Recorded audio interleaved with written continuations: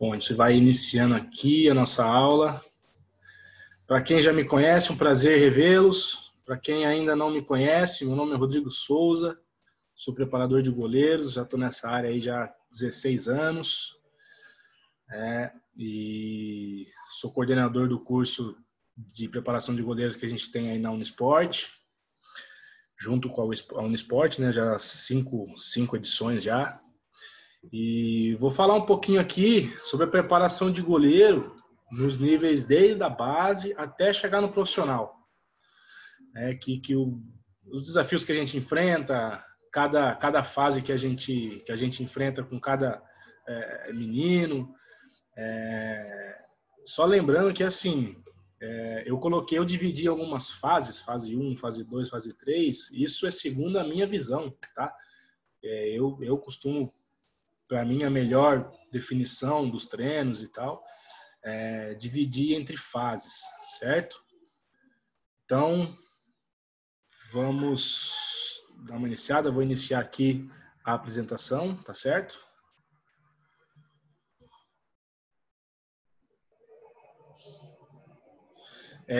Só vou pedir aí pro pessoal que tiver alguma dúvida, anota aí, tá? Pra gente, como é uma situação mais atípica, vamos dizer assim, anota a perguntinha e aí a hora que a gente finalizar tudo, aí eu respondo todas as perguntas e a gente fica aí conversando.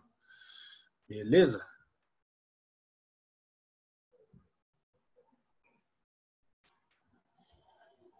Vamos lá. Bom, meu nome é Rodrigo Souza, né? Como eu já tinha falado para vocês, eu vou falar da preparação de goleiros da base ao profissional, tá? Um pouquinho aí do meu currículo, da minha história. Eu comecei no Paulista de Jundiaí, fiquei 3 anos, né, trabalhando no Paulista. Fui convidado para o Nacional da Ilha da Madeira, lá em Portugal, equipe profissional. Fiquei lá por mais 3 anos também. Foi uma experiência gratificante, foi uma experiência, um ganho de know-how, assim, fenomenal, né? Participando de Liga Europa, inclusive, e tal. Então, assim, foi uma experiência ímpar na minha carreira. Voltei do Nacional, trabalhei no Audax, peguei a transição do Pão de Açúcar, né? O PAEC, na época, para o Audax de São Paulo. Fiquei 1 ano e meio. Recentemente, estive no Palmeiras também. Trabalhei 6 anos lá na base, no Sub-17. E também tive a felicidade de trabalhar na seleção brasileira Sub-15, de ter convocação para a seleção brasileira Sub-15. Tá? Então tá aí um pouquinho do meu currículo sócio, formado em Educação Física, né? Curso da CBF, também de preparação de goleiros. Beleza? Então, quando a gente fala de preparação de goleiros de base, a gente não pode deixar de falar sobre o desenvolvimento motor do atleta, porque cada fase é diferente uma da outra. Cada atleta, nessas fases que a gente vai falar agora, tem uma diferenciação, vai ter oportunidade de fazer um tipo de movimento, outros não vão conseguir. Então, assim, a gente não pode deixar de falar do desenvolvimento motor. E para ilustrar o que a gente vai falar aqui, essa ampulheta de desenvolvimento motor que o Gallagher propõe para a gente, é só para mostrar o seguinte, a gente vai ver, trabalhar dessa fase motor especializada. Vocês podem ver aqui, ó, dos 7 aos 10 anos, que é mais ou menos a idade onde a gente começa a entrar numa escolinha, começa a ter contato com o esporte, começa a ter um contato com alguma competição, né, a partir dos 7 anos. E para que eu coloquei essa ampulheta com um monte de coisa para baixo, inclusive com coisas dentro do útero? Para a gente saber e para a gente ter uma noção que quando a gente vai trabalhar com um atleta, ele já teria que ter passado por um monte de coisas, por um monte de desenvolvimento antes da gente estar ali especializando ele, certo? E se for feito da maneira mais coerente possível, respeitando cada nível de desenvolvimento, cada idade, quando chegar na fase que a gente vai começar uma especialização,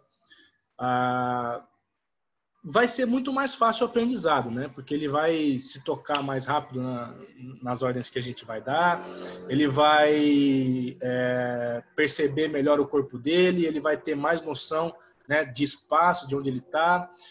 Então, quando a gente pega um menino de base pequeno, então a gente tem que saber que ele tem um monte de coisas para baixo.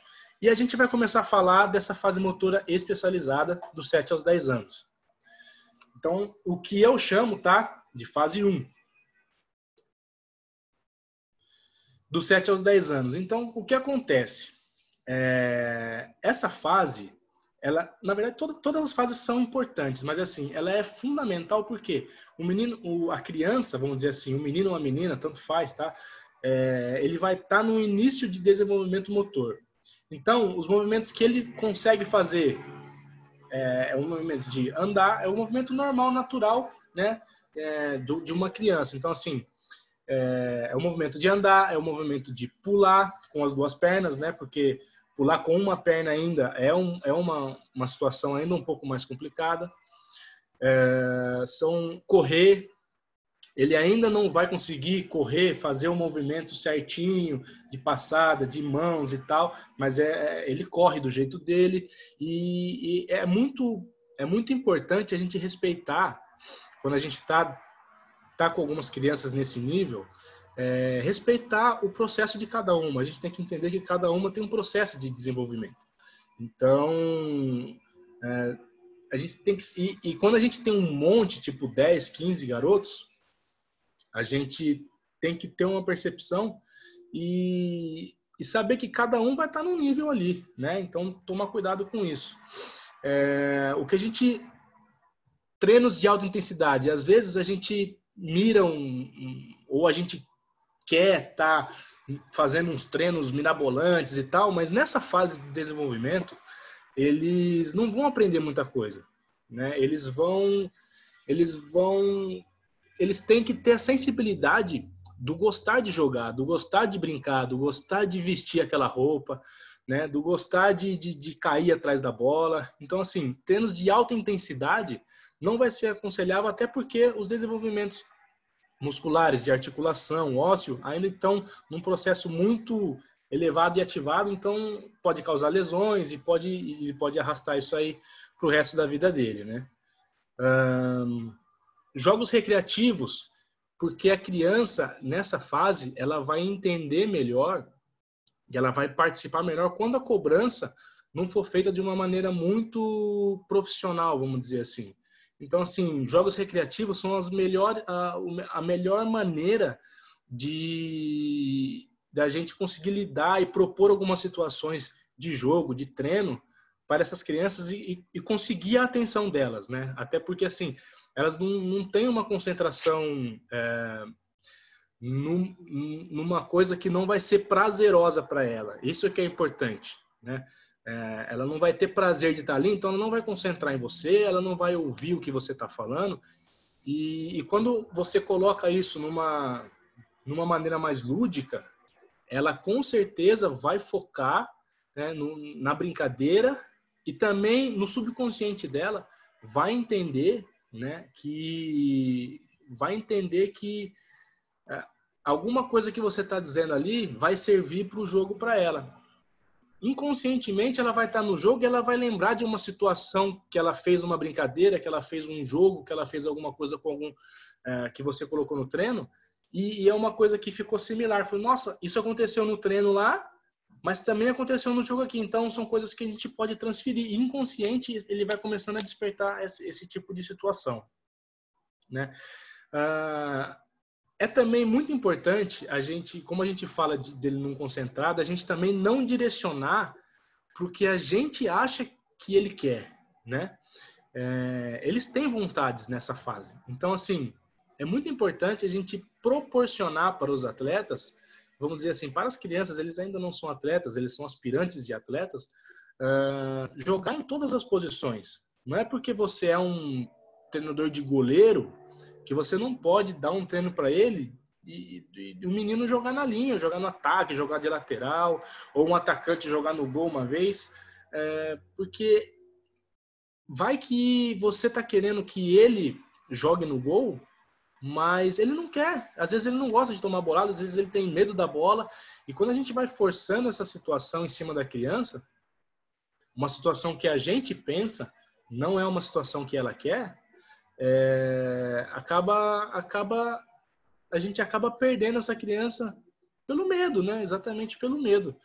Então, assim, experimentar essa criança, jogar em todas as posições, né? Até os 10 anos eu não vejo problema nenhum de você pegar um goleiro, mesmo em competição mesmo, né? E deixar ele jogar no ataque, ou um atacante fala assim, vamos jogar no gol hoje, e ele vai tendo esse gosto, né? Então, assim, aí ele vai falar assim, puta, eu joguei no ataque, mas nossa, eu gostei mesmo de jogar no gol. Ah, por quê? Porque pode pegar a bola com a mão, porque é diferente, você joga dentro de uma área, você veste uma roupa diferente, você veste luva, né? Então são coisas que pode atrair ele. Então a gente tem que ter um cuidado quando a gente coloca a nossa vontade em cima do goleiro, né? Em cima da criança. Então deixar eles experimentarem e eles seguir pela vontade deles. E é isso. E depois disso, é a vontade dele estar no gol. Então, nossa, eu gosto mesmo de estar no gol, eu gosto de cair, eu gosto de vestir a roupa diferente, eu gosto de pegar a bola com a mão, né? Eu gosto de evitar o gol, né? Que é uma coisa que, para mim, por exemplo, quando eu jogava no gol, nossa, às vezes eu jogava na linha, eu fazia um golzinho, assim, aquelas coisas de brincadeira, mas não era tão satisfatório quando eu pegava uma bola cara a cara, quando eu fazia um milagre, mesmo quando eu era pequeno, quando a gente não tinha noção muito disso, mas eu ia lá, pegava. Então, assim, quando a gente proporciona para eles experiências, né, e de maneira lúdica, de maneira que eles se divirtam onde eles estão, ele vai ter vontade de estar lá, né? Então, para mim, assim, nessa fase 1, que a gente fala, é muito importante a gente não tentar já especializar os garotos, né? Então, deixar eles aproveitarem a posição, deixar eles brincarem, deixar eles ser crianças, né? Eles precisam ser crianças porque a partir do momento que eles começam a entrar numa carreira um pouco mais profissional, de clubes e tal, eles vão ter que abrir mão de algumas coisas. Eles vão ter que abrir mão de, às vezes, ir numa festinha com os amigos, porque vai ter jogo, de ir no clube com os amigos no fim de semana, porque tem viagem para jogar, né? E é muito importante ele estar satisfeito e ele chegar e vir brincando, né? E ele vir pulando e ele gostar de estar ali.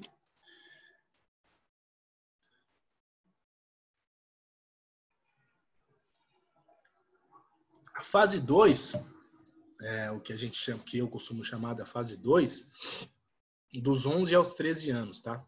Eu sei que nos clubes tem uma diferença de sub-10, sub-11, aí já pula para o sub-13, são categorias diferentes. Eu não estou falando de categoria, eu estou falando de desenvolvimento motor, estou falando da idade deles, tá? O que eu consigo ver, mesmo trabalhando no sub-12 e sub-13, tá dentro dessa média, tá?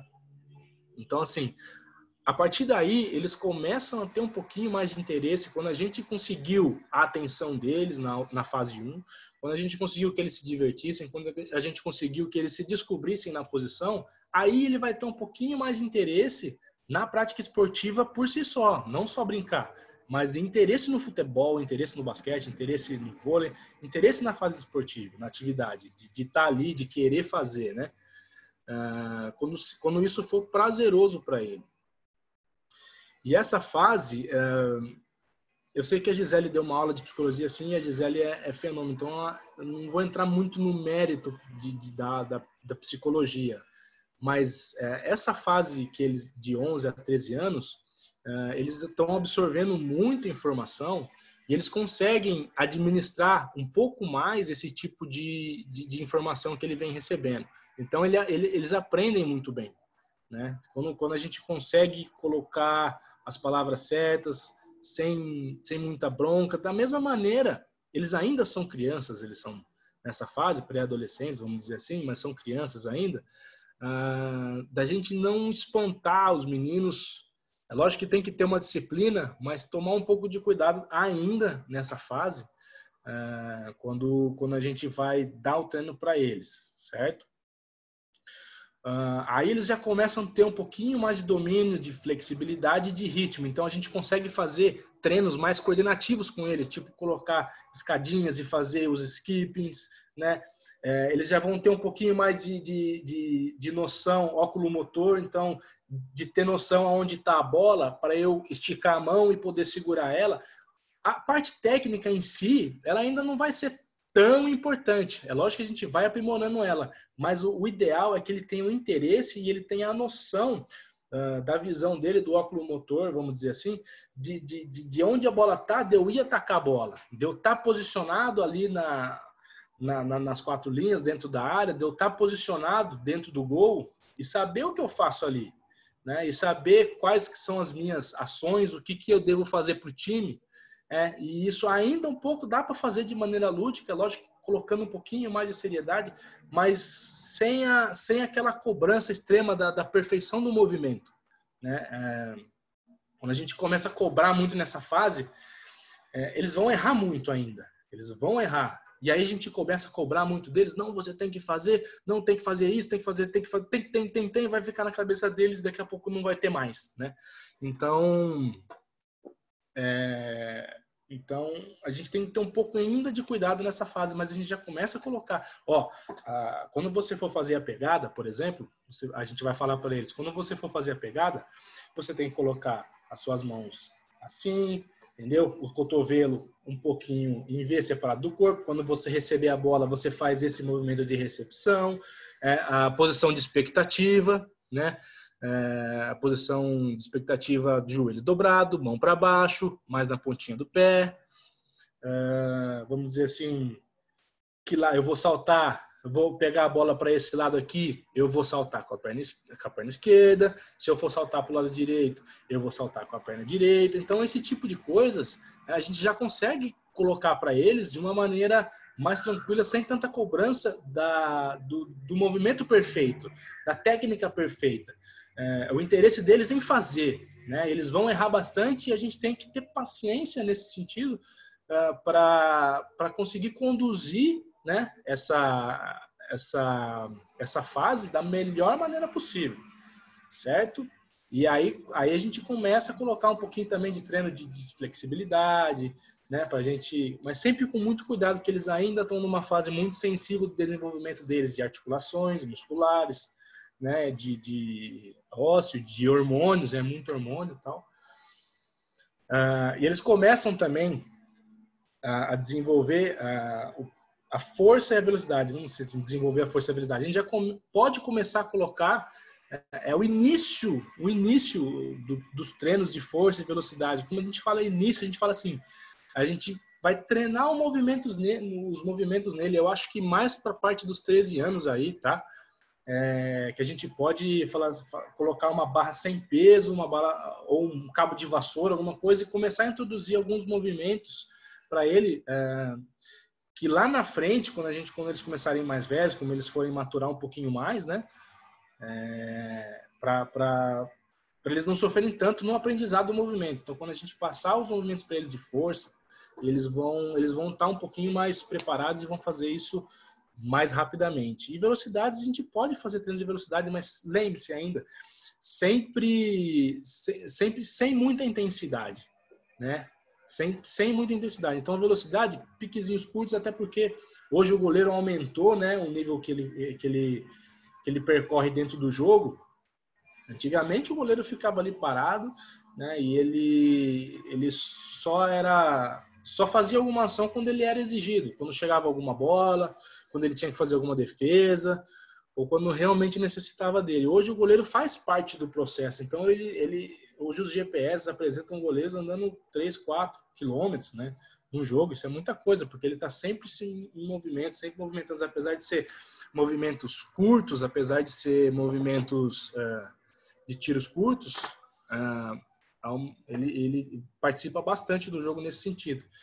E para um goleiro nessa fase, na fase 2, de 11 a 13 anos, a gente pode dar estímulos já de velocidade. E como também é um treino mais para a parte física, eu ainda acredito que se a gente colocar os treinos de velocidade e tal, né, para esses meninos de maneira mais lúdica também, eu acho que eles vão ter mais interesse, tipo jogos, competições, eles já começam a entrar numa coisa competitiva, né, entre os meninos mesmo. E aí, os treinamentos já começam, como eu falei, já começam a ser mais direcionados, mais específicos para a posição, né? Mas sempre tomando um cuidado nas abordagens. O principal ponto quando a gente dá treino para um goleiro, né, nessas fases é o tipo de abordagem que a gente vai ter sobre eles, né? A gente hoje já nessa fase a gente já pode fazer tipo parecidos treinos, né, com qualquer treino que a gente faça com um profissional, só que sempre lembrando que eles ainda não são profissionais, eles são, eu bato muito nessa tecla, eles estão em desenvolvimento. Então, a maneira como a gente vai abordar eles, né, a paciência que a gente vai ter, a gente tira a intensidade do treino, a gente coloca um pouco mais de volume, mas um volume sem velocidade mesmo, sem resistência, sem causar um físico. De volume que eu falo, faz uma, faz duas, faz três, respira, deixa mudar o pensamento dele, deixa ele dar uma respirada, toma uma água, faz de novo a mesma atividade, faz a pegada, por exemplo, vai fazer a pegada 1, 2, 3, 4. Ou ele acertou ou errou uma ou duas, beleza? Você pode fazer isso 4 séries de 4, mas sempre que ele tem que estar inteiro, sempre que ele esteja concentrado, ele não vai conseguir concentrar na atividade, né? Se a gente colocar, vamos fazer 10 de uma vez, então ele faz uma, duas, três, aí ele começa a errar, e aí ele vai perder o foco, ele ainda vai perder o foco nesse sentido. E essa é a fase, quando eu falo que a gente tem que tomar cuidado, e a gente tem que tomar cuidado muito mesmo, essa é a fase que a gente mais perde os atletas, né? Devido às abordagens que a pressão que a gente coloca neles, a visão que a gente tem deles de mini goleiros, né? É a fase onde muitos desistem, que falam assim, não quero isso aí, o professor só fica brigando comigo. A gente tem que dar umas duras, a gente tem que corrigir, mas é isso, sempre toma cuidado com o tipo de abordagem que a gente vai fazer com eles, tá? E movimentos, quando a gente fala do treino também, eu falo um pouquinho do treino que eu esqueci, sem muito deslocamento, vamos dizer assim. Quando a gente for fazer, mais direcionado. Quando a gente for fazer algum treino que a gente quer que ele se movimente, a gente não coloca muita bola, porque ele ainda não vai associar muito o movimento do treino, né, com a defesa da bola. Então, coloca ele de joelhos, ele faz a pegada, faz 10, faz 4 séries de 4, mas devagarinho, para ele sentir o que ele está fazendo, para ele prestar atenção no que ele está fazendo, para ele adquirir a bagagem motora que ele vai levar para o resto da carreira dele, para o resto da vida dele, né? Na verdade. Então, quando a gente for colocar, como você quiser, aplicar um treinamento um pouco mais cognitivo, vamos dizer assim, com o atleta, dele fazer o movimento, de ensinar o movimento certo para eles, a gente pode fazer isso, mas sem muito deslocamento, tipo, sem muita passada, sem muito skipping para depois fazer, sem muito salto. Na verdade, salto também a gente tem que evitar bastante, né? Porque há uma carga excessiva, então a gente pode colocar baixinho e 1, 2 só, nada demais, né? Mas mesmo assim, colocar isso no movimento isolado. Então a gente salta, faz o treino mais físico e um pouco mais dividido nesse sentido. Quando a gente quer um pouco mais cognitivo, a gente coloca eles mais parados, prestando atenção no que eles estão fazendo. E quando a gente quer uma parte mais física, uma parte mais motora, a gente faz a parte motora um pouquinho mais separado, né? E para eles realmente prestarem atenção. O importante nessa fase é eles prestarem atenção no que eles estão fazendo. É eles prestarem atenção na movimentação, eles prestarem atenção na bola, no tipo de coisa. Então, assim, é o adolescente, né? Quando a gente começa, pré-adolescente, vamos dizer assim, quando a gente começa a cobrar demais, começa a botar muita pressão em cima deles, aí eles vão espanar. Então, é nessa fase que a gente realmente, geralmente, perde muitos atletas pelo tipo de abordagem, né? Pessoal, se eu estiver falando muito rápido, às vezes a gente começa a falar e colocar um monte de conteúdo, vai anotando aí as dúvidas e aí no final a gente conversa mais, tá bom? A fase 3, o que eu chamo de fase 3, do 14 aos 16 anos. É uma fase complicada, todas as fases são complicadas, vamos dizer assim, mas é assim, é aí que se dá o famoso estirão. Então, toda a bagagem que ele trouxe do sub-11, do sub-13, sub-10, você ensinou ele fazer, você ensinou ele correr o movimento de corrida direitinho, o movimento de salto, pode ser que ele chegue, né, nos 14 ou nos 16 anos mesmo e dá um branco nele, né? Porque, de repente, ele começa a crescer, principalmente a parte do goleiro, que eles geralmente são mais altos, então eles crescem mais, e aí eles perdem a noção do tamanho deles, do tamanho do pé, do tamanho da perna, do tamanho do braço, do tamanho da mão. Então, assim, a gente tem que voltar a ter um pouquinho mais de paciência com eles, e às vezes, eu já tive goleiro que teve que tirar ele com 16 anos, tá? Com 16 anos, você tem que tirar ele um pouquinho de lado para ele reaprender a fazer os movimentos coordenativos de maneira correta novamente, para depois a gente dar um passo para trás, para depois dar dois para frente. Né? Porque ele chega nessa fase, às vezes é como se esquecesse de fazer os movimentos, mas não é que ele esqueceu, não é que ele ficou ruim de repente. É uma coisa que a gente tem que tomar cuidado também quando a gente olha para esses goleiros, para esses meninos. Né? A gente tem que tomar cuidado com a maneira que a gente aborda eles e saber que eles não sumiu o que eles sabem do dia para a noite. Simplesmente ele houve um estirão e ele está tendo que reaprender a lidar com o corpo dele novamente, certo? E aí a gente tem que fazer todo um trabalho de reestruturação das habilidades, tal como eu falei. A gente às vezes, né, não é vergonha e também não é perda de treino se a gente tirar ele dos treinos um pouco mais complexos. Ainda assim há uma diferenciação nos níveis que eles vão estar de maturação e vai estar um pouquinho, às vezes vai estar uma diferença de maturação e um vai conseguir fazer o movimento e o outro não vai. Um é mais alto e cresceu, o outro é mais baixo e não cresceu. Então ele vai conseguir fazer as coisas mais rápido, vai pegar o movimento mais rápido, né? E aí às vezes você tirar esse menino que perdeu o movimento e fazer com ele paralelo vai ser um ganho melhor do que você introduzir, deixar ele fazendo tudo o que os outros estão fazendo de maneira correta e ele não está conseguindo fazer. Na cabeça dele, psicologicamente, pode entrar para ele e falar assim, nossa, eu desaprendi, eu sou ruim, né? E não é esse o caso. Então, vamos fazer essa abordagem, né, de maneira mais natural possível, vamos dizer assim. Mais natural. Não, tá tudo bem. Você não está conseguindo fazer? Beleza, vamos fazer menos, faz mais devagar, faz mais prestando atenção no que você está fazendo, né? Ou enquanto os outros estão lá fazendo a finalização, fazendo um jogo, você pega esse menino que está com um pouquinho mais de dificuldade e faz uma coisa mais específica para ele, mas o importante é a atenção que a gente vai dar nisso, é a atenção que a gente vai dar para eles, né? O desenvolvimento neuropsicomotor óculo manual, ele já vai estar muito completo nessa fase. Então, assim, ele já vai ter a noção de tempo, noção de espaço, noção de profundidade, onde ele tem que lançar a bola, onde a bola vai vir. Então, a gente já pode fazer uma diferença, uma gama de treinos muito mais complexas com esses goleiros. Novamente, a gente, com a intensidade, a gente tem que tomar cuidado com a intensidade, porque às vezes a gente quer, às vezes a gente ainda traz, né, daquela coisa dos antigos, que goleiro tinha que entrar primeiro e sair por último. Goleiro, se o treino não fosse bom, se o treino fosse bom do goleiro, ele tinha que sair com a língua aqui no peito, cansado, sem conseguir andar. E isso hoje já não é uma verdade, né? Isso hoje nos treinamentos de goleiro, você pode ver dos principais clubes, seleções e tal, se você acompanhar um treinamento diário, né, desses profissionais, você vai ver que eles entram inteiros e saem inteiros do treino.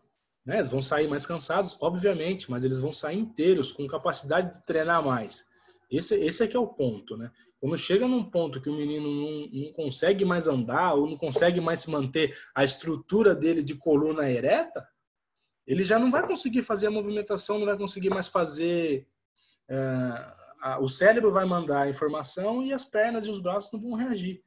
Né? Então, a gente já pode começar também com treinos de velocidade e força já com eles, fazendo um agachamento, fazendo fazendo a academia normal, mas sempre tomando cuidado, nunca 100% ainda, porque eles ainda estão, como eles estão no estirão, esse estirão é uma porta muito fácil para lesões, né? Porque dá uma fragilizada nas articulações, na parte muscular.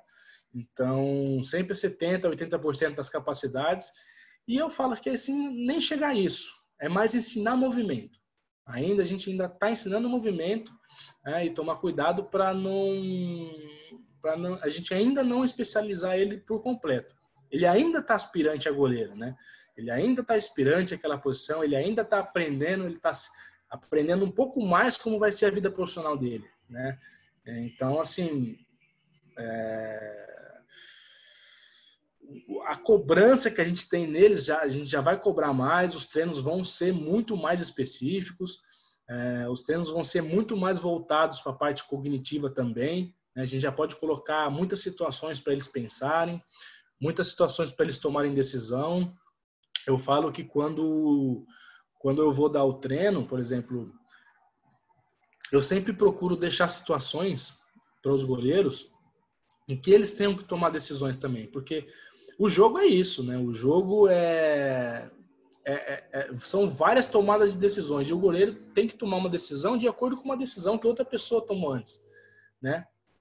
Então, por exemplo, eu acho que coisinhas básicas, tipo, quando a gente chega para o treino, a gente fala assim, que canto do campo que a gente vai treinar? Muitas vezes, a maioria das vezes, eu deixo para eles escolherem. Eu falo assim, vocês é que vão cair.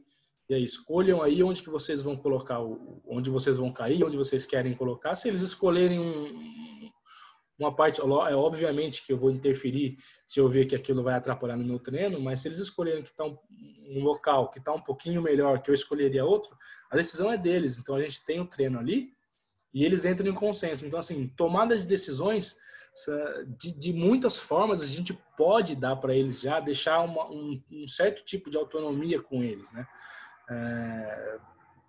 E assim, as competições entre eles e entre as equipes, entre os clubes, já começam a ser mais profissionais também, um pouco mais querendo ganhar, querendo ser campeão, querendo passar por cima. Ainda assim, eu acredito que a gente tem que tomar cuidado num tipo de abordagem nessa fase que a gente fala com eles, né? Que a gente não pode ganhar a todo custo. A gente ainda está formando caráter, né? Nessa fase, a gente ainda está formando o caráter do atleta. Então, colocar situações para ele que ele entenda que ele está competindo dentro do clube para ele poder jogar, né? Colocar para eles que a gente não pode fazer qualquer coisa a todo custo, passar por cima do amigo, fazer fofoca e tal, para poder ganhar uma posição. A gente tem que ganhar a posição porque a gente merece. E quando a gente tá atrás e o outro tá na frente, a gente saber o que a gente tem que fazer e ter a confiança e a gente conseguir ter essa confiança deles virem conversar com a gente e a gente conversar de maneira franca, sempre de maneira franca, né? Com os atletas, que ele vai ter confiança em você. Então, quando você der uma correção para ele, ele vai acreditar no que você está falando. Ele vai levar, ele pode até não acreditar na hora, mas ele vai levar para casa, ele vai pensar em algum momento, né? E ele vai, em algum momento, vai dar o start e ele vai conseguir levar isso para a vida, né? Então, assim, aí o que a gente fala de tipos de treino? A gente pode fazer todo tipo de treino com eles aqui, a gente já pode colocar saltos, né? Potência de chute que a gente também coloca 70%, 80%, né? Dos 16 anos, eu acho que a gente já pode colocar 100% de pressão na bola, quando a gente vai fazer um chute para eles, até porque, assim, 16 anos, muitos já completam o treino do profissional, então, quando eles estiverem lá em cima, eles não vão ter, vamos dizer assim, um respeito, mas não é o respeito que eu quero dizer. O atleta profissional lá, ele não vai pensar assim, não, esse menino é novo, eu não vou chutar nele. Não, eu vou chutar pro gol porque eu preciso fazer, eu preciso treinar, né? Então, acho que a partir dos 16 anos a gente já consegue colocar potência já nos chutes para eles defenderem e tal. E o que eu gosto muito de colocar, e eu sempre coloco nos treinamentos com os atletas, é muita parte coordenativa, junto com a parte cognitiva. Aí, nessa fase 3, a gente já pode, né, eles já têm uma condição de ter esses dois tipos de treino juntos. Né? Eles vão estar prestando atenção no que eles vão fazer na parte física e eles vão prestar atenção no que eles têm que fazer na bola, na situação da bola. Então, sempre, vamos dizer assim, não, mas tentar colocar com eles situações em que eles, no meio de uma ação, eles tenham que tomar uma decisão, né? Tipo, eu estou fazendo um skipping lateral e há uma jogada lá na frente que eu tenho que posicionar num certo tipo de ângulo. Então, como a gente conseguiu fazer, vamos dizer assim, a fase 1 e a fase 2 de maneira boa, ele já vai ter a parte lateralizada, de fazer o deslocamento lateral, de fazer o deslocamento skipping de frente, de fazer o deslocamento skipping lateral, já vai estar no código motor dele. Então, ele já vai saber fazer essa parte um pouco mais natural, vamos dizer assim. Então, ele já pode começar a prestar atenção em outra situação enquanto ele está fazendo aquelas, né? Porque, assim, a bola está andando de um lado para o outro na área, há jogadas que está vindo no meio e cruza para a lateral, está vindo na lateral e vem cruzando para o meio. Então, a gente está sempre tendo que fazer um deslocamento de acordo com a bola, pensar no que a gente vai fazer se houver uma jogada, por exemplo. Se está vindo uma jogada pelo centro, eu vou estar posicionado para um chute, né? Eu vou estar pensando assim para ele. Eu, como goleiro, vou estar pensando, eu vou estar posicionado para o chute que ele pode chutar, mas aí ele toca lateral. Aí eu tenho que mudar a minha ação, mudar a minha posição, mudar o meu ângulo, né? E pensar novamente. Agora ele pode chutar, agora ele pode cruzar. Então eu tenho que posicionar nesse ângulo aqui, certo? Então, essa é uma fase muito, muito boa, né? Que é para a gente começar a introduzir esse tipo de ações e esse tipo de treinamentos para os goleiros, né? Para eles desenvolverem melhor essa parte do repertório motor deles, para eles não ficarem pensando muito no que eles vão fazer, para sair mais naturalmente para eles, né? Aí o goleiro. E aí a fase 4.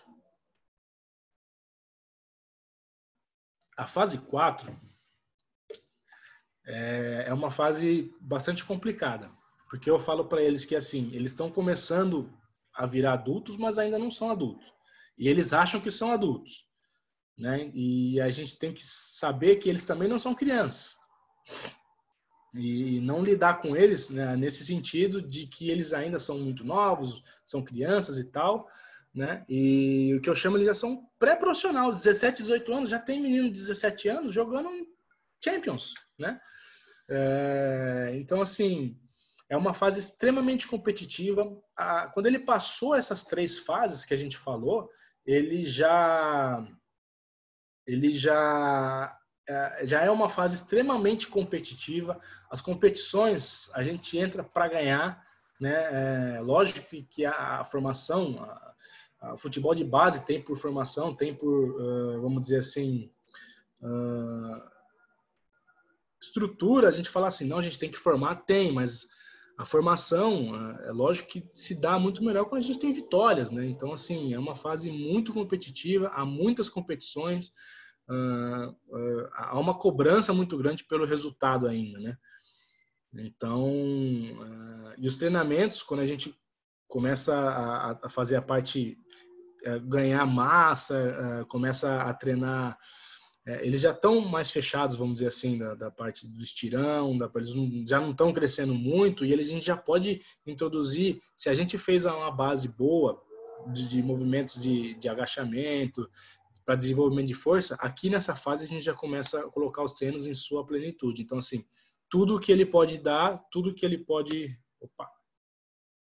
Voltou. Tudo que ele pode dar, tudo que ele... toda a força que ele tem, a gente já pode introduzir um treino normal de um adulto, certo? E aí, como o jogo hoje está numa velocidade muito alta, e então Treinos de força e velocidade, na minha opinião, são muito importantes, né? E quando a gente coloca isso no treinamento específico, eles vão também adquirindo uma velocidade de raciocínio, né, para o jogo muito interessante. Então, assim, a gente consegue já colocar nessa fase um treino pré-profissional, quase com o mesmo nível de profissional, tá? E com uma alta intensidade. Aqui a gente já começa a falar de intensidade alta de treino. Por quê? Porque a base já foi feita, né? Supostamente eles já sabem fazer todos os movimentos que a gente pediu, então de skipping lateral, de skipping frontal, de passadas laterais, passadas cruzando lateral, de saída de gol elevando. Se eu coloco, se eu tô desse lado, se eu vou levar essa perna, se eu vou sair para esse lado aqui, eu vou levar essa perna aqui. Então, a intensidade é alta, mas aí a gente tem que tomar cuidado quando a gente fala de intensidade alta, é inversamente proporcional, né, à quantidade de treino que a gente vai dar. Então, se a gente vai dar um treino de intensidade alta e a gente já sabe que a gente não quer sair com eles com a língua aqui embaixo, com eles com a coluna sem conseguir sustentar a coluna de tão cansados, eles já estão eretos, a gente não pode dosar isso aí, colocar isso uma quantidade muito grande, um tempo muito grande de treino. Quando a gente fala de tempo grande de treino, de intensidade alta, o que a gente pode fazer? Eu costumo fazer 4 repetições. Isso não é uma coisa engessada, tá, gente? É uma coisa que eu costumo fazer, que eu acho que funciona e que eu acho que dá bem. Eu faço 4 repetições. Mas e aí? Eu vou fazer 4 repetições só de queda rasteira? Tá, você pode fazer 4 repetições, mas se ele fizer 4 repetições pro lado esquerdo, uma queda rasteira pro lado esquerdo, se você sentir que ele tem condições, você pode fazer mais 4 do mesmo lado. A gente não tem problema em repetir o lado. A gente não pode ficar colocar numa caixinha que a gente não pode repetir treino, que a gente não pode fazer um pouco mais. A gente só tem que tomar cuidado com o volume e a intensidade do treino, certo? E essa questão também de repetir treino é importante para ele adquirir o movimento que você acha, que você entende que é bom para ele, né? Nada melhor do que... Eu trabalhei com o Arthur Itira agora no Palmeiras, sub-17, e ele fala uma frase que é muito interessante. Ele fala assim, como é que você vai melhorar batida na bola sem bater na bola, né? Como é que você vai melhorar uma queda rasteira sem fazer queda rasteira? Então, assim, você pode fazer o mesmo treino. É lógico que você vai dar uns dias para ele absorver aquelas informações que você deu. E, por exemplo, pula 1, 2 dias, você dá o mesmo tipo de treino para ele, vai ser muito melhor do que se você ficar repetindo o treino de um dia para o outro, ou se você ficar variando todos os tipos de treino todos os dias. Acho que a repetição, né, faz a gente chegar a gente não vai falar perfeição, porque a gente nunca vai ser perfeito, dificilmente vai chegar lá, mas bem próximo do que a gente chama de perfeição, né? Então, nessa fase, eles já costumam treinar com o profissional um pouquinho mais também, então a gente já pode ter abordagens com ele mais táticas, né, mais técnicas muito específicas mesmo. Aí a cobrança a gente já pode cobrar mais deles, né? Porque eles já sabem o que ele quer. Eles já passaram 3 fases antes para perceber o que era jogar no gol, para perceber o que era ser goleiro, para perceber o que era o treinador de goleiro também, né? Porque é importante ter essa noção do goleiro, ter essa noção de quem é o treinador de goleiro. Então a nossa cobrança em cima deles vai ser um pouquinho maior. É lógico que, na minha opinião, a gente sempre tem que tomar cuidado no tipo de cobrança que a gente vai fazer em cima deles, porque eu acho que ninguém gosta de ficar só sendo cobrado e sendo criticado o tempo todo. Eu acho que o elogio vale muito mais. Então, assim, a gente tem que cobrar muito, falar dos erros de maneira coerente, falar dos erros de maneira que eles entendam, né? Mas elogiar bastante, né? E aí, abre-se as cortinas, né? E a gente vai para a fase 5, que é aí que eles querem chegar, que é a fase do profissional, né? Muitos aqui já é o limite onde vai ser aproveitado no clube onde eles estão e não vai ser aproveitado no clube em que eles estão. Então vai ser emprestado, vai começar a ir para outros clubes, né? Ou vai ser, infelizmente, acontece, vai ser demitido. Então, quando o menino chega nessa fase, já é o divisor de águas, vamos dizer assim. Lógico que se ele for emprestado, a gente tem que colocar para eles que, sim, se eles forem emprestados para um clube pequeno, o importante é que eles joguem, o importante é que eles estejam lá, o importante é que eles desenvolvam, né? E toda a base que você deu para ele, tudo que você conseguiu contribuir para ele desenvolver até aquela idade, ele vai levar para a vida inteira, né? Então, assim, é uma fase extremamente competitiva, treinos físicos, táticos e técnicos, né? Você vai colocar 100% como um profissional normal mesmo, né? Até que muitos também já integram o plantel do profissional já nessa fase dos 19 anos, né? Aquela coisa de pouco volume e muita intensidade, né? Porque o jogo é muito intenso. Para o goleiro, ele não tem volume, então ele sai cansado mentalmente, mas dificilmente ele sai cansado fisicamente, né? Então a gente tem que ter um preparo psicológico quando a gente conseguir ter uma estrutura num clube, né, que dá um apoio psicológico. O treinador de goleiro é muito importante ele ter essa interdisciplinaridade de integrar todas as disciplinas que o clube oferece para trabalhar com os goleiros, né? Então, e aí eles já começam na vida adulta, né? Eles já têm carta, muitos já começam a comprar carro, muitos já começam a namorar a namorada que vão casar, independente se vão separar daqui a pouco ou não. Então é uma fase que eles já começam a transitar da vida para a vida adulta mesmo. Eles já foram pro exército, já começam a pagar imposto. Então, assim, a partir daí, dos 19 anos, para mim, já é uma fase que eles já se encontram, já se enquadram num quadro profissional, né?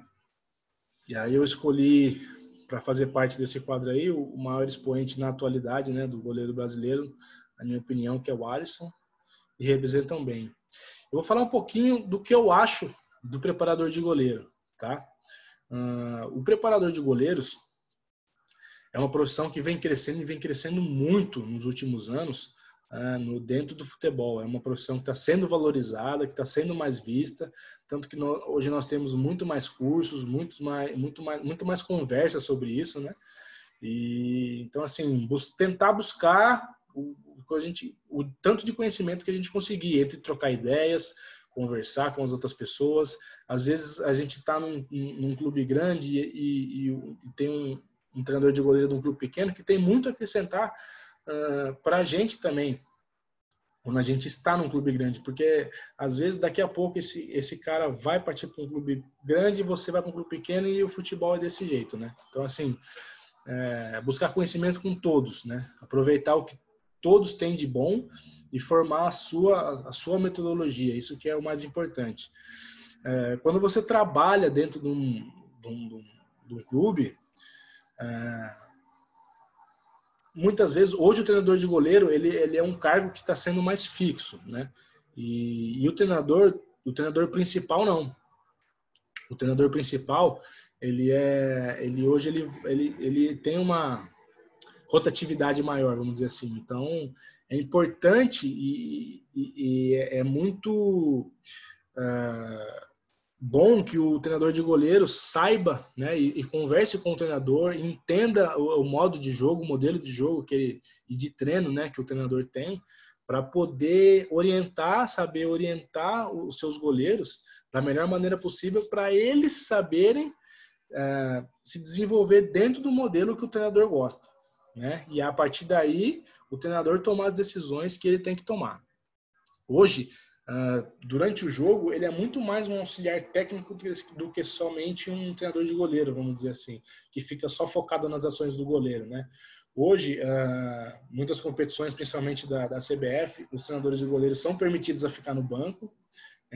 Falar com o goleiro é uma coisa difícil quando você tem um estádio cheio, então você consegue passar informações vendo dali para o o treinador que está no campo, que está na beira do gramado, né? Porque às vezes ele está de olho na bola e a gente pode estar de olho na zaga, a gente pode estar de olho em outro tipo de formação, que a gente pode passar informações. Então, assim, é muito mais um auxiliar técnico também, principalmente durante os jogos, né? E é muito importante a abertura que o treinador de goleiro tiver com a equipe técnica, com o comando técnico, para poder chegar e discutir as ações, né? E quando a gente passa de fases a fases, a gente tem que ter noção de que cada goleiro é único, cada goleiro vai ter suas qualidades, vai ter os seus defeitos, vai ter os seus medos, né? Eles são seres humanos, então a gente tem que saber entender isso aí, que eles não são máquinas, certo? E já tem uma pressão muito grande em cima deles, então a gente tem que tomar cuidado com o tipo de pressão que a gente bota em cima deles. Para isso, tem que ter um conhecimento de todas as fases do desenvolvimento, né?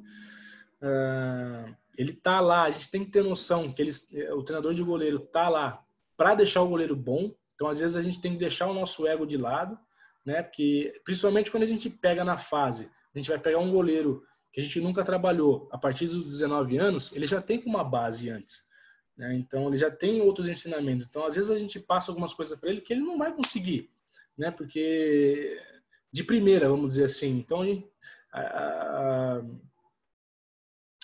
a gente tem que estar lá na hora do jogo, deixar ele preparado da melhor maneira possível e deixar ele bem. Então, assim, a gente é complicado dizer isso. A gente tem que ensinar as nossas vontades não, a nossa metodologia para ele, né?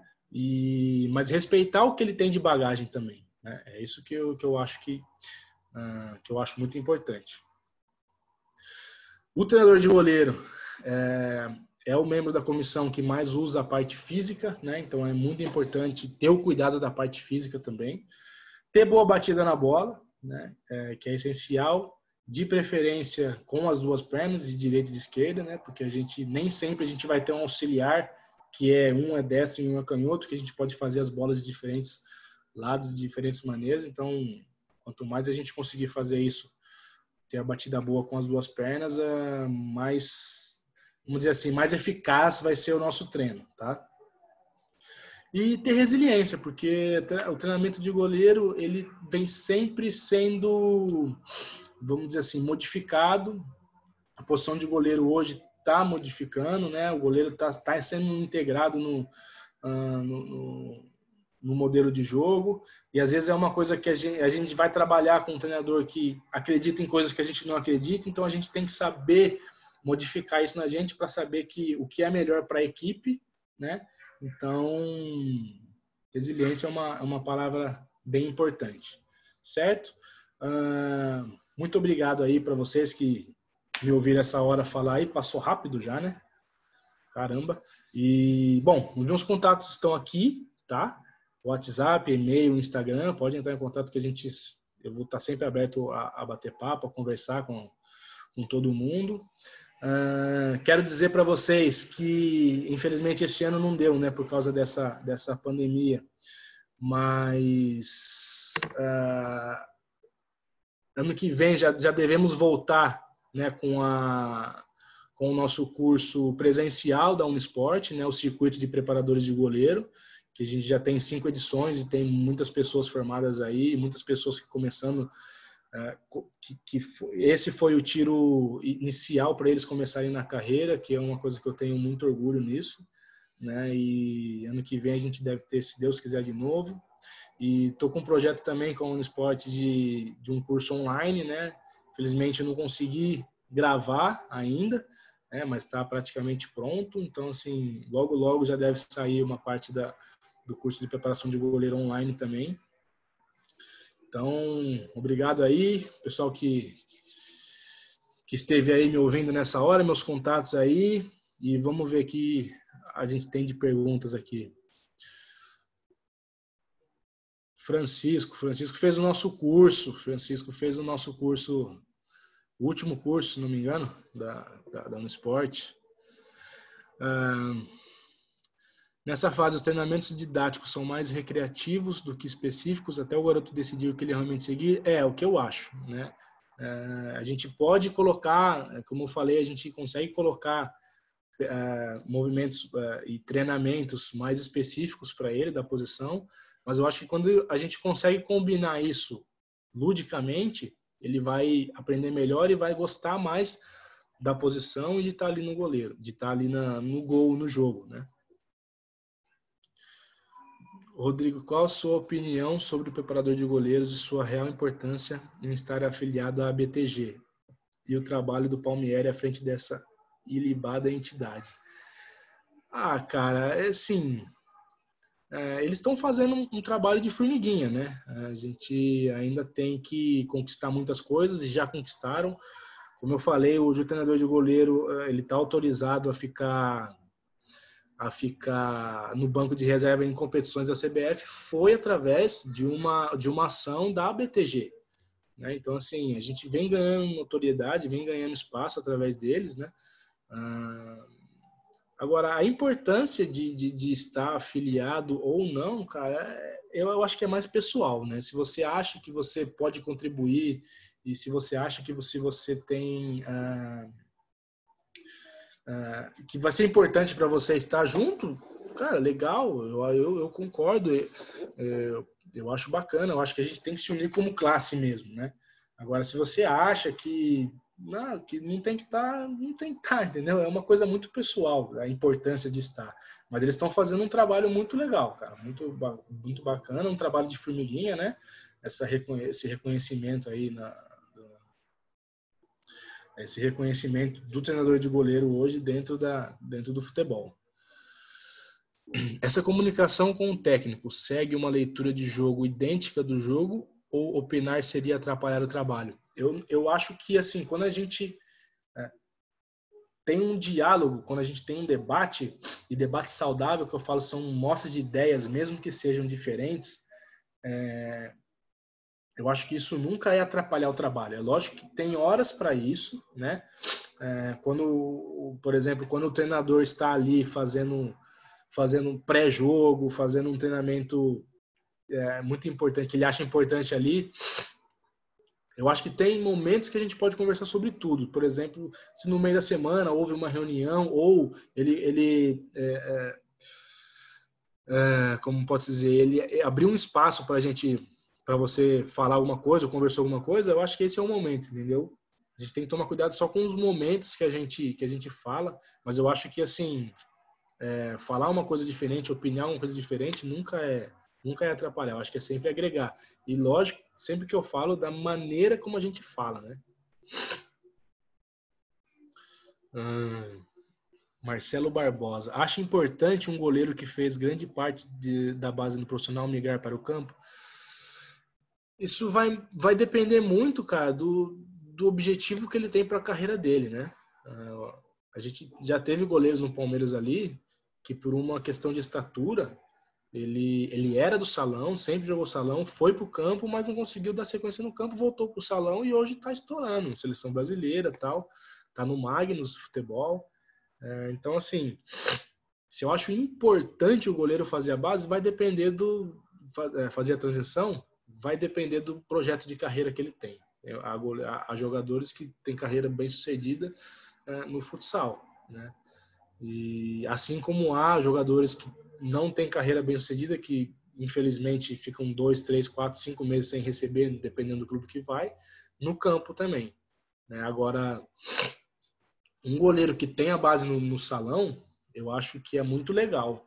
Eu não tive base de salão, mas quando você começa a transição ali entre os 10 anos até uns 13 anos, acho que ainda dá para focar os dois, ainda jogar as duas. Eu acho que jogar, eles estão lá fazendo a vida deles, jogando e se divertindo. E aí, a partir daí, eles vão escolher o que eles querem.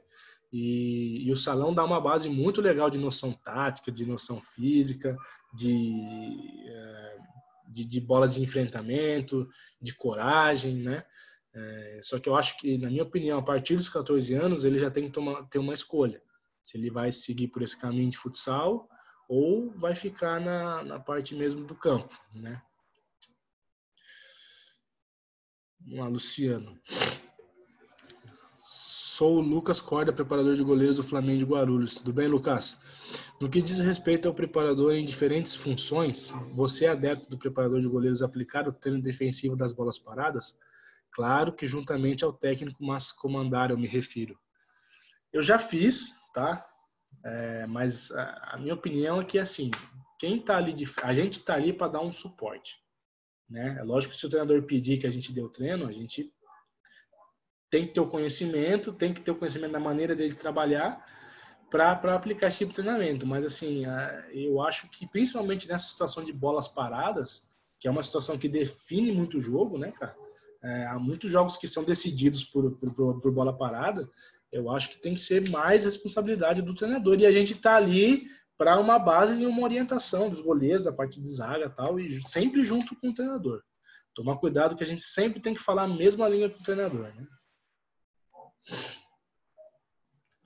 Quem pode fazer ter curso de educação física?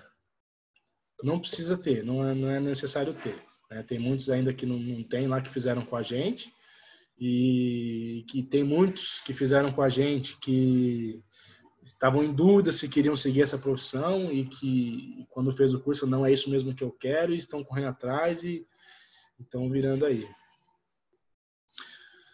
Francisco, recentemente o técnico do Atlético Mineiro excluiu a presença do treinador de goleiros do banco de reservas para dar lugar ao analista de desempenho. Como você reage a isso?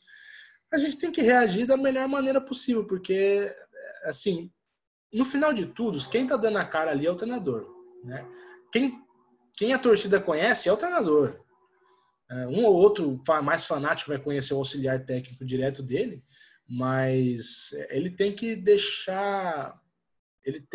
estar mais confortável possível, vamos dizer assim, para tomar as decisões que ele precisa. Então, se ele acha que o analista vai ser mais importante para ele ali, a gente não pode fazer nada. É ele que comanda, né? Vamos dizer assim, a gente tem hierarquia, é ele que comanda. Então, a gente vai estar lá em cima, vai estar prestando atenção da mesma maneira, vai chegar no intervalo ou pós-jogo e vai conversar da mesma maneira. A gente só não vai estar no banco. Vamos lá. Sou o Fabiano, trabalho em um clube em Valinhos. Para o futsal, você tem alguma dica a mais? Cara, o que eu falei que eu não tenho tanta experiência no futsal, mas o que eu falei aqui de parte de desenvolvimento vale para todas as categorias, inclusive outros esportes também, entendeu? O que eu posso falar para você é que a gente troca, você me ligue, eu mandei os contatos, a gente troca umas informações e inclusive no circuito 4, se não me engano, eu levei o treinador do Magnus, treinador de goleiro, o Carlos Bracali, que foi sensacional, né? E a gente falou, tipo, nem parecia que era futsal, a gente falou a mesma língua, cara, do treinamento, sobre o treinamento de goleiro. Lógico que tem algumas diferenciações, né? Mas foi muito bacana e parecido. Então, assim, dicas específicas do futsal, eu não tenho tanta bagagem assim para falar aqui, mas a gente pode conversar, cara. Você pode mandar mensagem, a gente vai conversando. Beleza? Gostaria de saber como você monta seus treinos, você planeja anualmente e mensalmente. Então, é difícil, quando eu estava no Palmeiras, a gente planejar os treinos anualmente, né? Porque a gente tem muitas competições. Lá o Palmeiras tem muitas viagens internacionais, tem primeiro semestre basicamente internacional. Agora aumentou o Campeonato Brasileiro, Sub-17, Copa do Brasil. Então, assim, a gente depende muito de quão longe a gente vai em tal competição, né? Se tem viagem, se não tem. Então, era um planejamento mais mensal, com foco no semanal. Então, assim,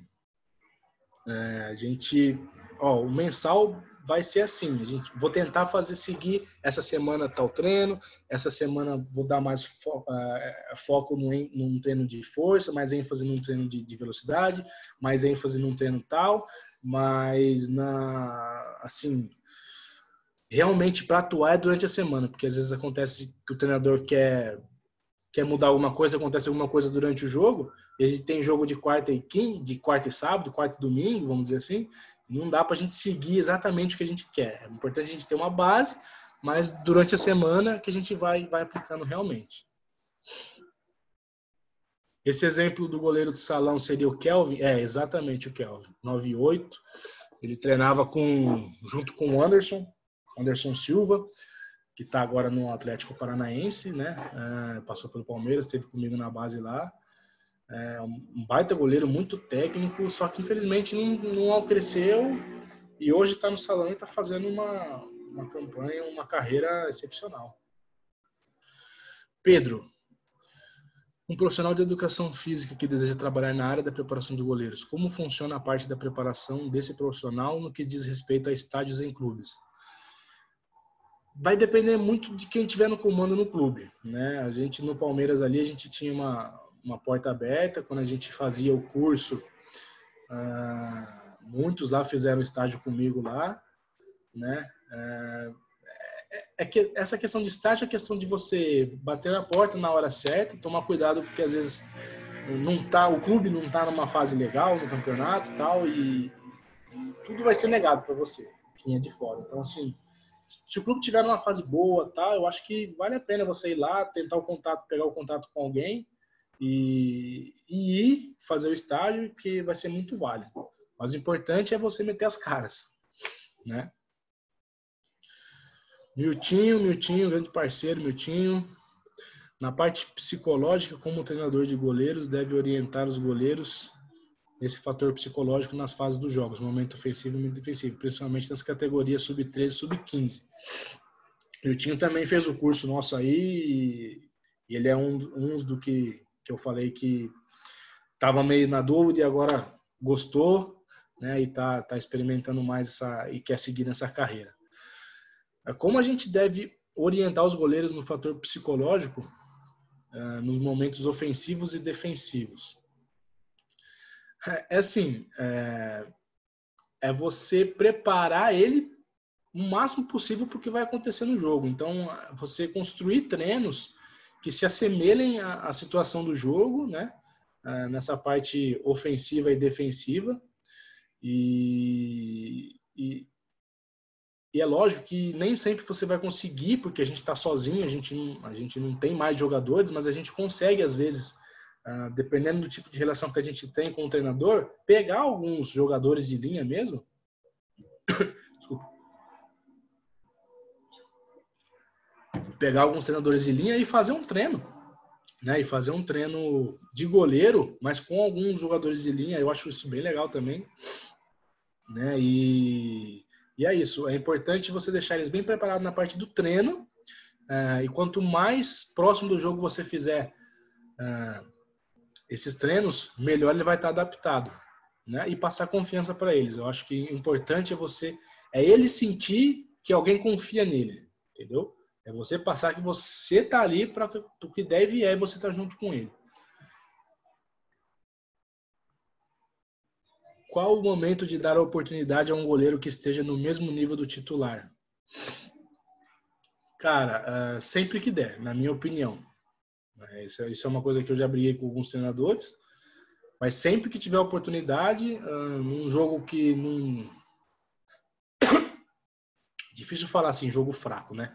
Mas, por exemplo, você está num campeonato, você vai pegar uma equipe que você está numa situação confortável e você vai pegar uma equipe que... Eu acho que assim, se você está numa situação confortável, não tem por que você não dar oportunidade, independente do clube que você pegar na frente. Entendeu, Ederson?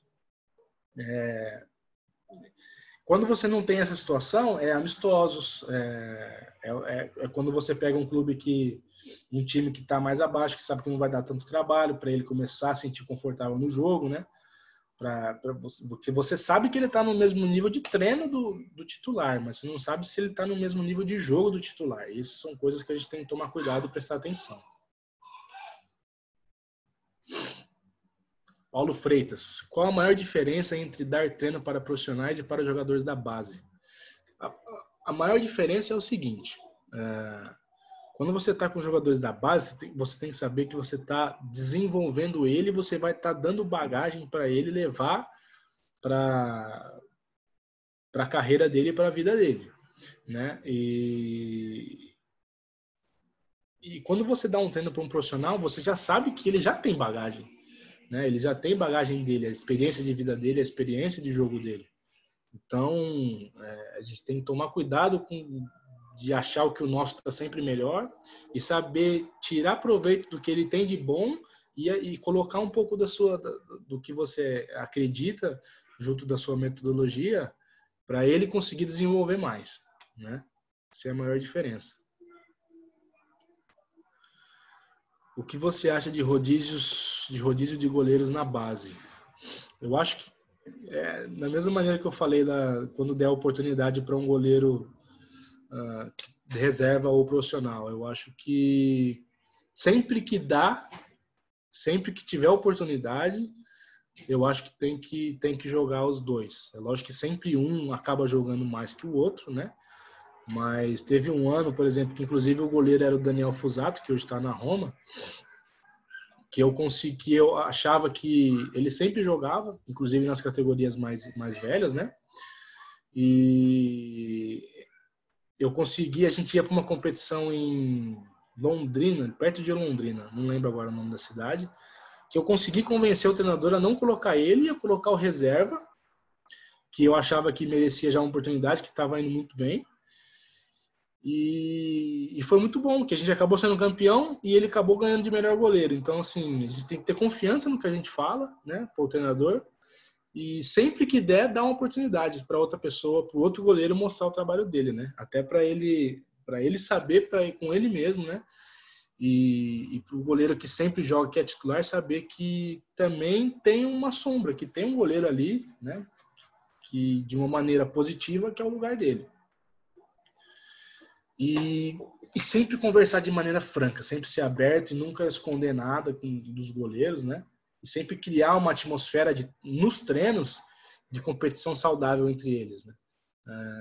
Nos treinos que eu sei que eu dava no Palmeiras, eles se corrigiam, assim, às vezes eu ia falar alguma coisa, um outro goleiro já corrigia aquilo que eu ia falar e todos aceitavam porque sabiam que era aquilo que eu ia falar, vamos dizer assim. Não sei se deu para entender, mas é assim, era aberto para todos se corrigirem, para todos conversarem, para saber que as pessoas estão olhando para você, né?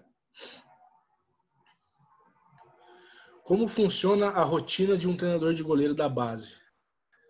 A rotina, cara, depende muito da rotina que você encontra no clube. Por exemplo, quando eu trabalhava no PAEC, no Pão de Açúcar, que virou Audax, né? A rotina era, a gente chegava de manhã, eu comecei trabalhando lá no Sub-15 e no Sub-17, e aí depois de algum tempo eu acabei no profissional. Mas as rotinas eram bem parecidas. Se tem treino de manhã e você ia de manhã e ficava à tarde fazendo o que você tinha que fazer, estudando, conversando, fazendo reuniões com os goleiros, com a equipe técnica e tal. O Palmeiras isso não era exigido, mas algumas vezes acontecia, né?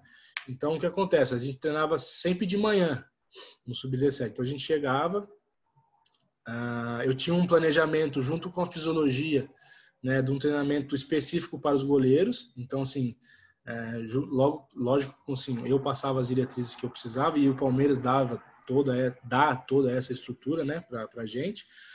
Então, quem passava a parte dos treinos era a parte da fisiologia e, e, e a gente focava sempre no treino de força e potência, né, antes do treino. Então, eles já sabiam que eles chegavam lá, eles já trocavam, iam para academia, faziam nem que fosse 15 minutos, né, e eu acompanhava lá na academia. Aí a gente ia para o campo. A gente, eu já trabalhei há muito tempo com o Arthur, que é o treinador da categoria na época, a gente já sabia o que a gente ia fazer. Então, geralmente eu tinha de 40 minutos a uma hora antes do treino, dele utilizar os goleiros no treino. Então, depois dessa parte da academia, eles iam, se trocavam, colocavam as luvas, chuteira, tal, bandagem que tinha que fazer, ia para o campo. E aí eu fazia a minha parte específica antes do Arthur usar. E tinha um tempo suficiente, né? Porque todo dia, meia hora, 40 minutos antes do treino, é um tempo suficiente que você não precisa ficar lá depois do treino para ficar dando treino para os goleiros. E a rotina, para mim, era essa, né? Entendeu?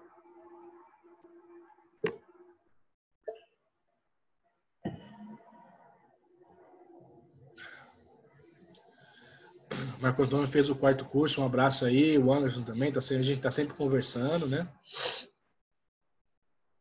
Nilmar Rodrigo, sou o professor Nilmar, gostaria de saber sobre os goleiros que não conseguiram atingir o seu objetivo de ser goleiro dentro do grupo. Qual espaço os clubes direcionam para esses goleiros para futuro treinador de goleiros? O que você acha dessa situação? Bom, eu vou falar primeiro da minha parte, que isso aconteceu comigo, tá? Eu joguei no Palmeiras na base, 5 anos, vim para o Paulista de Jundiaí, eu moro em Jundiaí, joguei mais um ano aqui e com 18 anos eu jogava e já estava na faculdade. O treinador de goleiro, que é o Carlão, que revelou o Vitor, Bracali e mais um monte de treinador de goleiro também que saiu aqui do Paulista, ele chegou para mim na conversa e foi muito franco. Ele falou, não vou conseguir ficar com você, vou ter que dispensar, tal, mas você tem um perfil assim, você já está na faculdade, eu acho que você poderia pensar numa situação de ser treinador de goleiro, papapá, e foi muito natural a maneira que ele conversou comigo, e eu acho importante a gente ter esse tipo de sensibilidade, porque quando a gente vai propor uma coisa dessa para o goleiro, ele vai entender 2 coisas. Que você está achando que ele não tem capacidade para seguir a carreira, ou você está dando uma oportunidade de ouro para ele. Da maneira que foi abordado comigo, eu entendi que estava sendo dada uma oportunidade para mim. Então, eu voltei para casa, pensei no que eu planejei de carreira, no que eu queria, e o Paulista me abriu a porta, fiquei 1 mês em casa e depois voltei e falei, não, vou querer partir para esse lado mesmo. E para mim foi a melhor coisa que aconteceu, na verdade, né? Porque com 5 anos de Palmeiras, de base e tal, eu imaginava que eu ia estar num lugar, numa posição, tá rico, sabe? Aquelas coisas que a gente imagina, mas não era isso que ia acontecer. Eu ia ficar rodando, time pequeno e tal, não era isso que eu tinha imaginado na minha carreira. E aí quando eu comecei no Paulista, fiquei 3 anos, aí fui para Portugal, disputei Liga Europa, sabe? Então as portas se abriram de uma maneira muito mais ampla para mim.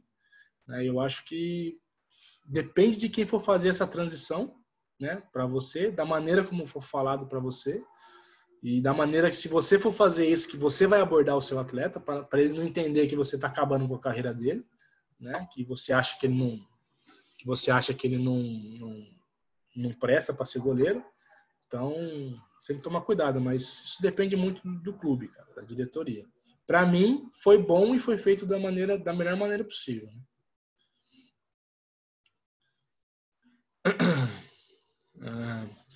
E quando você tenta dar essa oportunidade, Daniel, do Daniel Silva, quando você tenta dar essa oportunidade e o técnico tenta interferir, você tentaria convencer ele ou deixaria do jeito que está? Novamente, se você tem uma opinião que você acha que é válido, você não... A última palavra sempre vai ser do treinador. Né? Então a gente tem que tomar cuidado com isso.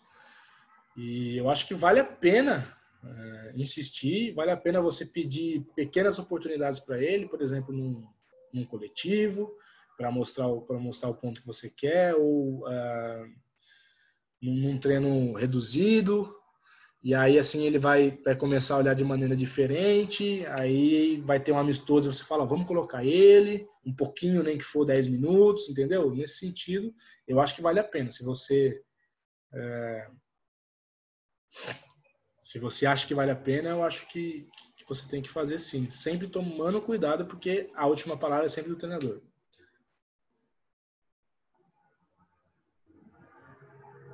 Vamos ver. O treinador de goleiro deve bater bem na bola com as 2 pernas, correto? Qual a incidência, correto? Qual a incidência de lesões na sua carreira de treinador de goleiros e como faz para aplicar os treinamentos no período que se encontra lesionado? Graças a Deus eu nunca tive lesão na minha carreira. Os joelhos estão bem, a musculatura está bem, né? É lógico que você sempre, às vezes, sente alguma coisinha. Eu sempre tive muito problema quando eu faço cadeira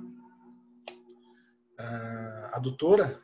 O adutor sempre dói depois. Então eu parei de fazer, comecei a fazer só borrachinha, né?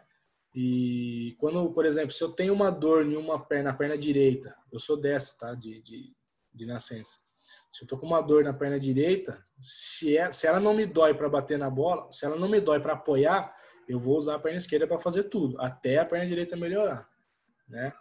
Então, e aí, mas se você tá numa situação que você não tá com a perna que você não consegue nem dar o apoio e nem chutar com elas, cara, você pode dar o treino com a mão, ou você pode colocar um goleiro que você saiba que tem uma capacidade de bater bem na bola, você pode, em situações de fazer chutes frontais, cruzamentos. Quando eu não viajava, por exemplo, para algumas competições internacionais, que ia ficar como o Mundial, que o Palmeiras estava disputando, eu combinava, logicamente, com o treinador, separava dois atletas, né, um canhoto e um destro, e esses atletas faziam as batidas com os goleiros também. Então a gente tem que aprender o que eu falei da resiliência, né?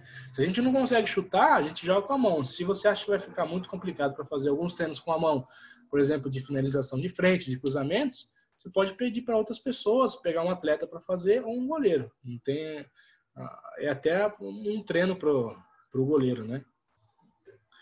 Beleza, pessoal? Acho que acabou aqui as perguntas. A gente já falou bastante também. Então, assim, gratidão imensa a todos vocês que estiveram até aqui ouvindo o que eu tenho para falar. Meus contatos eu passei ali. E, por favor, peço encarecidamente para vocês, se quiserem mandar uma mensagem, pode mandar uma mensagem, nunca vão me atrapalhar. Às vezes eu não vou conseguir responder na hora, mas eu sempre vou responder todo mundo, tá?